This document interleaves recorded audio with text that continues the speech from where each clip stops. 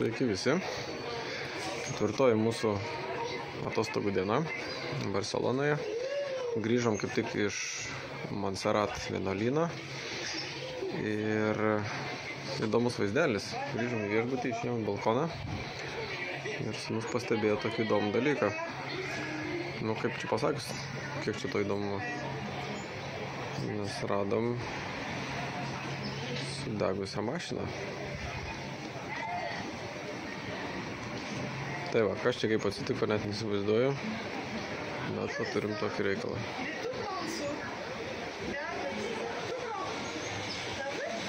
Tai va, tokie reikalai. Tai va, tiek norėjau parodyti šitame video. Tikėkimės, kad aukų nebuvo, kad čia tik tais metalo laužo krūva daugiau, tai čia